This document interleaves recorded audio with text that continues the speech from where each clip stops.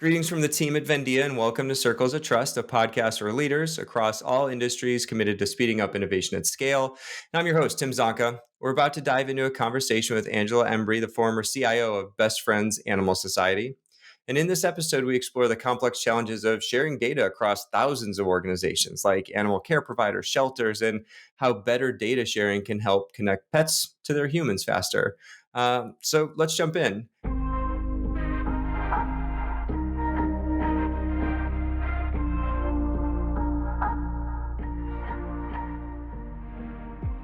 Angela, welcome to the show. It's great to have you here. Thank you. It's nice to be here. So, tell us a little bit about your background, including what brought you to Best Friends Animal Society when you first joined, and then just a little bit more broadly. I'd love to hear about your connection to animals. What kind of pets do you have in your family, if you have any? But yeah, start with kind of your background in general and what brought you to Best Friends. Well, I have been a technologist for a very long time and was kind of getting frustrated with the position I had, which was in higher education. And I was ready to move on to the next level. And all the time, I'll kind of blend this in, I guess, the whole story.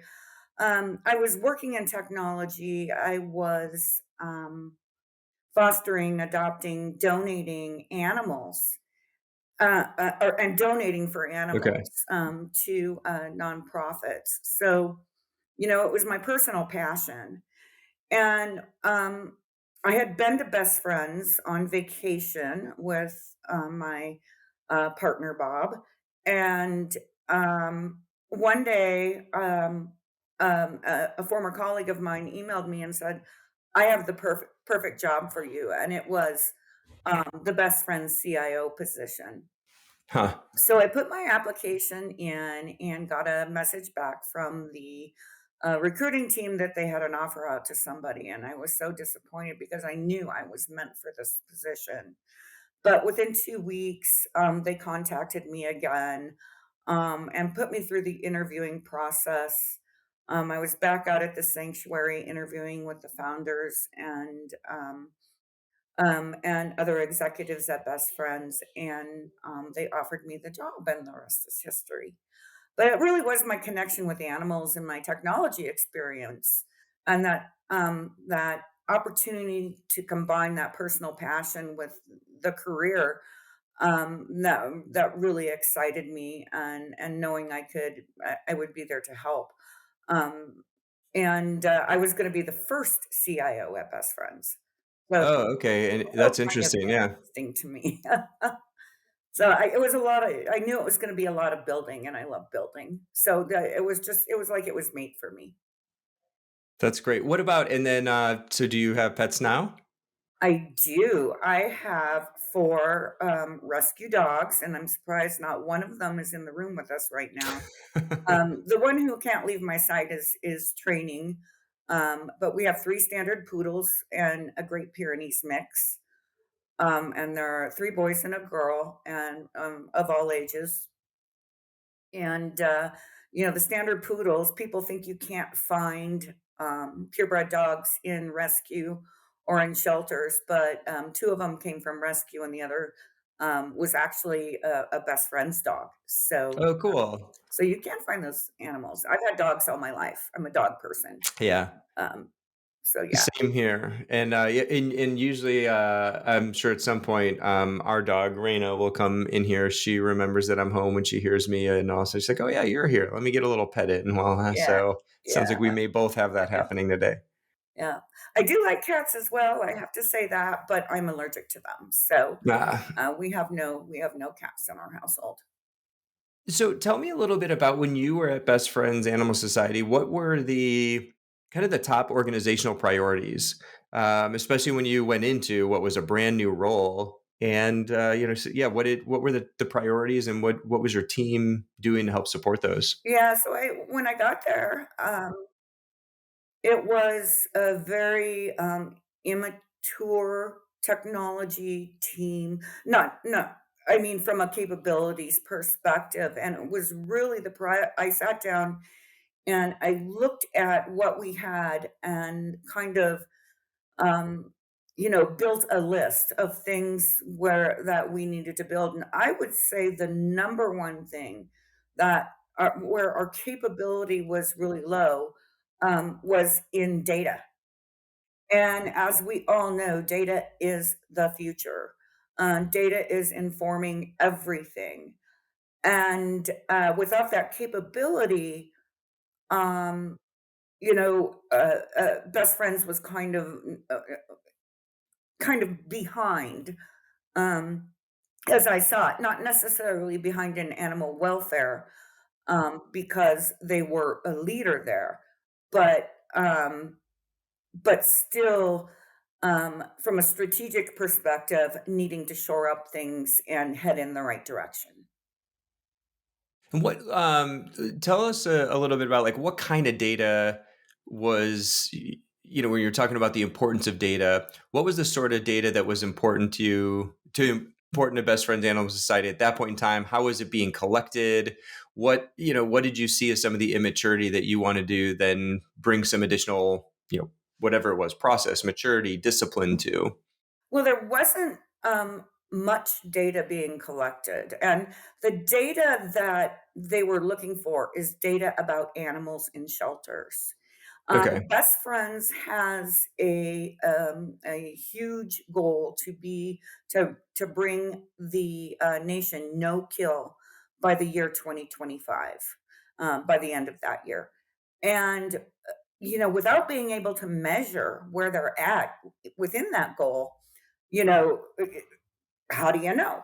So if you're successful or not. So it was really data about animals that were in shelters, and the outcomes for those animals. So were they being killed? Did they die in care? Were they adopted? Were they transferred out to another facility? Things like that. So that was kind of the number one priority, was the getting the data about those animals. And what Best Friends was doing, um, was kind of, asking each of the thousands of shelter and rescues across the United States to, send them data via spreadsheet or, some other means, manual entry, whatever way they could get it. And those and when I first got there, most shelters, especially if they were killing animals, were reluctant to send that data. They would not. They would refuse. So there's a lot of politics going on in animal welfare. Nobody wants to look like the bad guy, especially when they're overwhelmed, by the number of animals that they have in their care. And, so no, data sharing was not common at all. And so, it was really kind of there was a huge gap in what we knew, and, we had to build the relationships, um, and build the technology to make it easy, because the people who work in shelters don't have a lot of time to spend on this, and find the technology that would make it easier and, for Best Friends to collect the data, basically. And you had mentioned, shelters, rescues. Are there any other organization types that Best Friends Animal Society works with? They work with anybody associated with animal welfare. Like Um, like veterinary clinics and stuff like that too? yeah, like access to care is a big issue, and there are not enough veterinarians in shelters. I mean, there is a specific veterinary discipline, which is shelter medicine. And so, Best Friends is kind of everywhere, making sure the animals are getting the best treatment, to ensure a life outcome. Tell me about, I can't imagine having thousands of organizations sending information in their own, spreadsheets, emails, documents. Like when you first got there, how was that consumed and kind of normalized or rationalized? Um, Not very well. Is a simple way I would put it. Again, it was spreadsheets. It was a person on the other side, compiling all this data in spreadsheets. And again, it wasn't too overwhelming at the beginning because not enough organizations were sharing their data. There was a little bit of automation in a system that we had, but again, it was not an ideal situation. It was hours and hours and hours and hours worth of work to, consume that data, and quite frankly, we were about a year behind, in knowing what the current numbers were. Oh, interesting. Okay. Yeah, And so then what about, you had, you had at least to me, reading about some of the work you did there and knowing some of the folks that were close to some of the work you did there, like you had a really impressive vision. So like, tell us about the vision you had around better data collection and sharing. What else spawned it besides just holy cow, we can't have people sifting through spreadsheets. yeah. But yeah, paint a picture of that. Well, I mean, it was the whole, um, animal welfare, um, picture, I guess, is what I took a look at and said, we as, an industry, for lack of a better word, could do this much better. And as the attitudes started to change, it kind of, within those shelters and other organizations, um, that began to, say, okay, it's okay to share our data. It opened up this whole opportunity to not only share data, but interconnect data. So there were so many problems that an interconnected system could solve.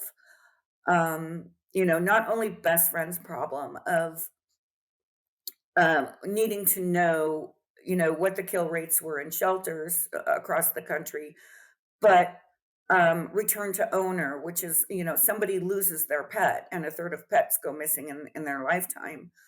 How do they get that pet back? How do they know where that pet has ended up? There are so many disparate tools out there that don't talk to each other.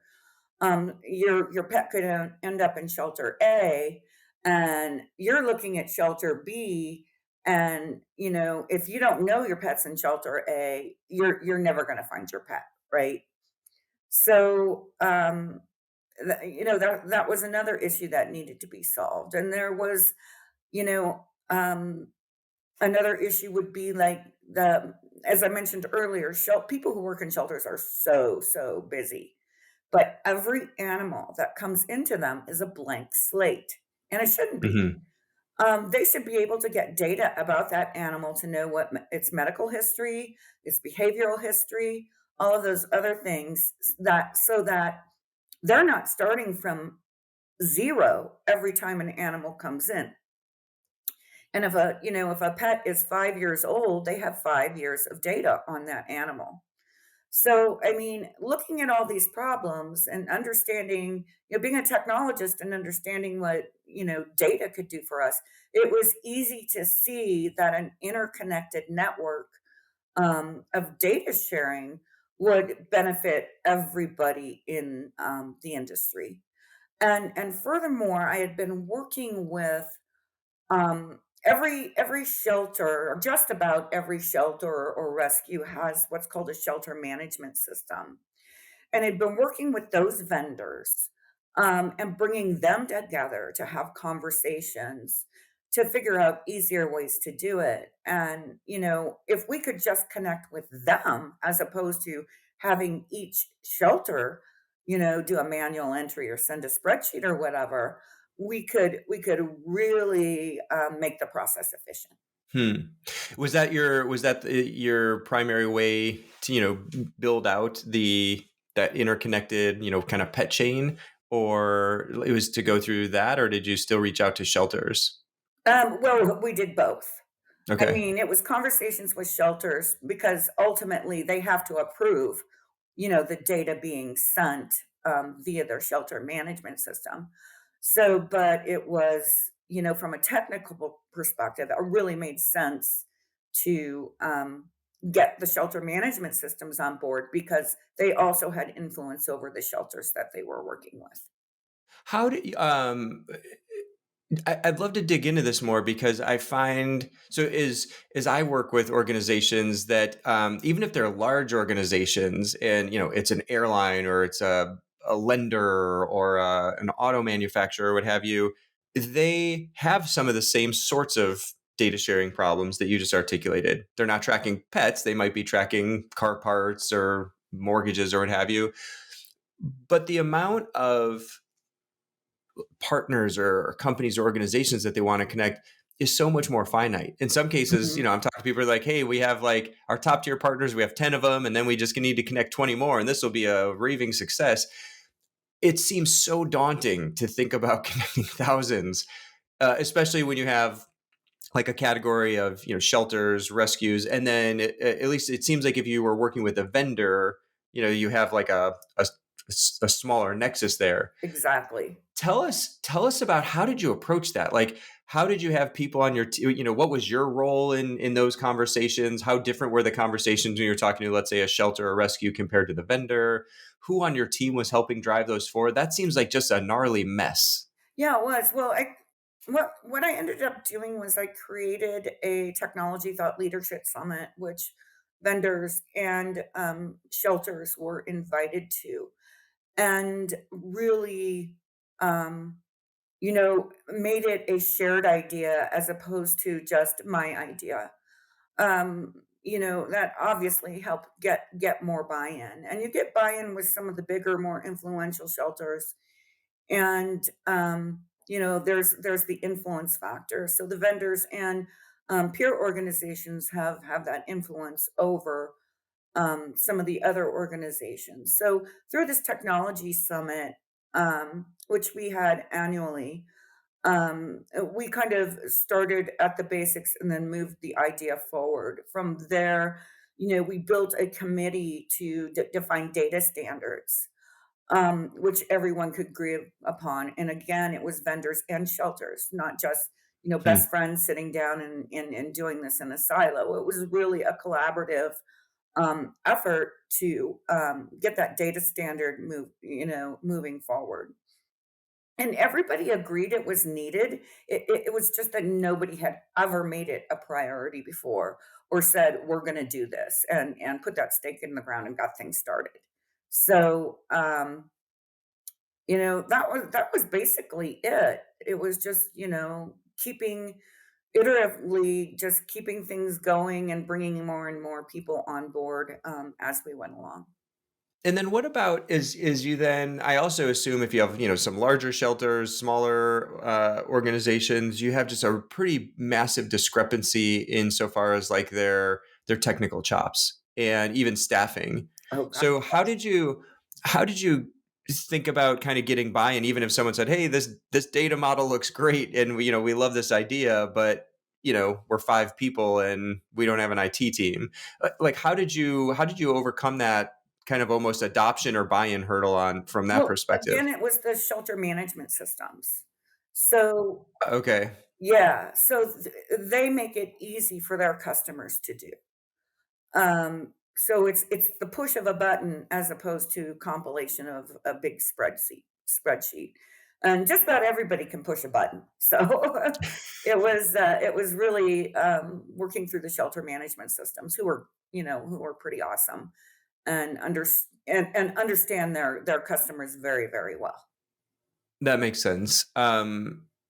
And so what about are there any sorts of like what are some of the complexities of just sharing, pet data? Like are, privacy concerns or is it, like is it more of like a shared data model that people had to agree on? I'd love to hear some of just the complexities of that. Yeah, so we as well, the ultimate solution we came up with was to build this blockchain network, and define the data standards. We called it at the time pet chain. I think it's been rebranded because chains aren't really a good thing in animal welfare, even though they're amazing in technology. So we came up with this blockchain network, and I actually just forgot the question. Well, I'm just curious about some of the complexities. So, like that maybe either you didn't anticipate or that what's privacy like in a from like a pet data perspective, or just other logistics Yeah, that. so, going back to the blockchain network that, we defined, we set forth with the idea that there would be no human data, people data in the blockchain, and the blockchain would be pet centric, Okay. so that we could get around those, so that there wouldn't be privacy issues. Legal was very concerned about that, and of course, as a technologist, we completely understood the risks and wanted to keep the people data out. So, as from a privacy perspective, just having it pet centric made a whole lot of sense and made our jobs a heck of a lot easier. So, yeah, that was where I was going when I forgot the question. That makes sense. What about? I'd love to hear um, when you think back about kind of going, especially from folks sending spreadsheets over. If you could get them to share the data. Oh, yeah, that's one of the things I wanted to dig into first before I come back to this. The question where I was going is you had mentioned a little bit at the onset around the difficulty of getting some of the organizations to share data, especially around kill data, where there was a hesitancy. And then a little bit later on, you said, and then they started doing that. Like, what was the gap, or what happened for at least some of the organizations to make them feel more comfortable sharing some of that information? Well, I think, Best Friends did an amazing job of, um, working with those shelters, and communicating, the idea that, we're not out to vilify anyone. Here we go. Here All right. we have a dog. This is Topper.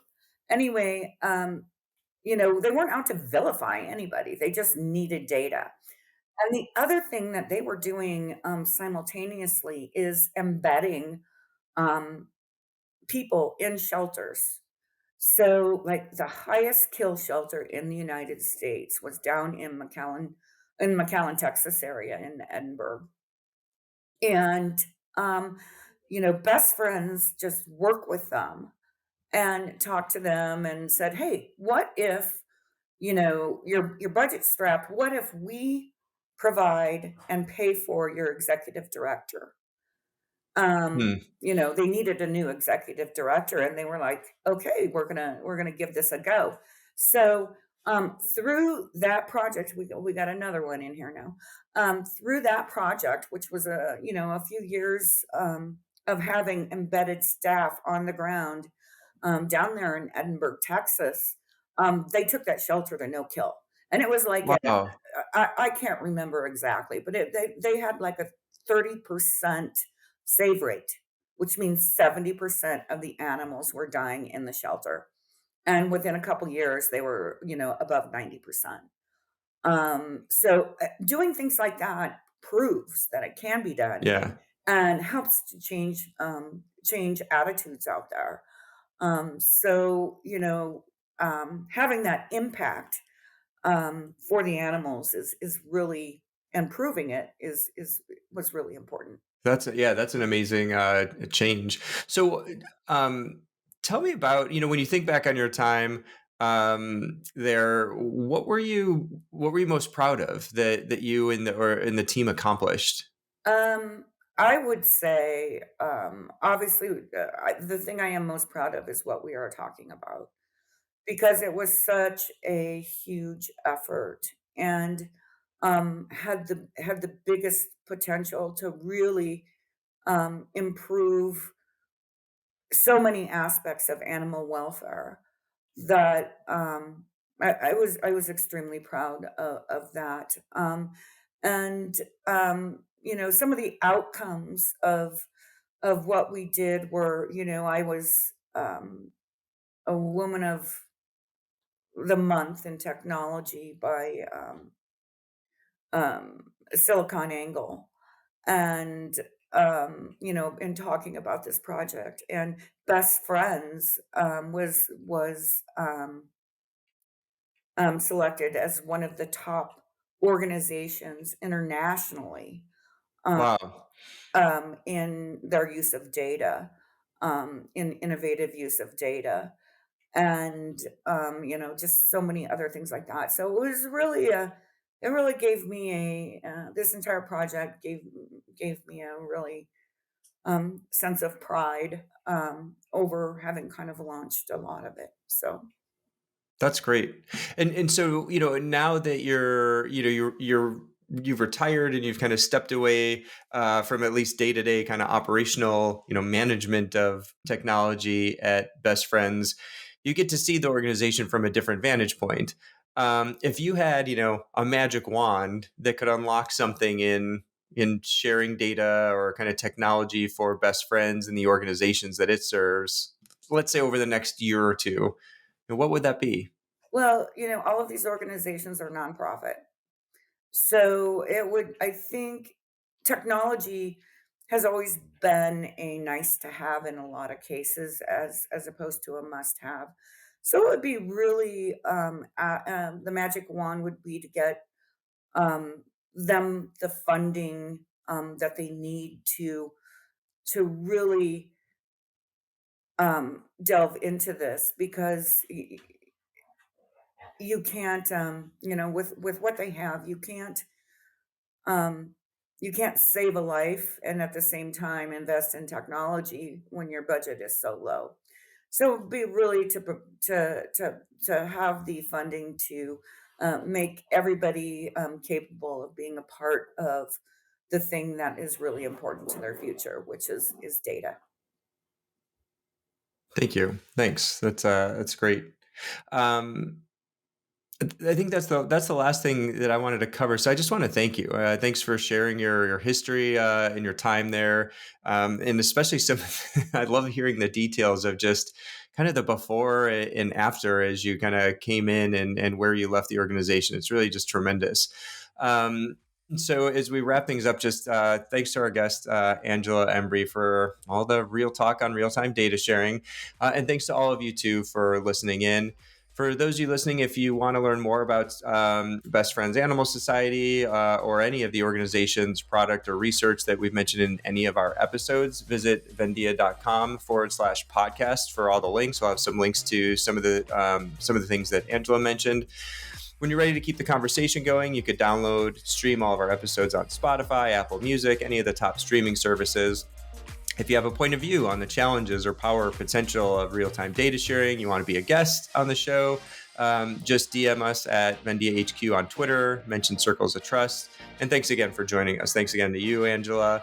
If you like what you hear, for those of you out there, drop us a few stars, favorite review on Circles of Trust, or share it rather with your colleague, your network. And until next time, thanks everyone. And thanks, Angela. Thank you.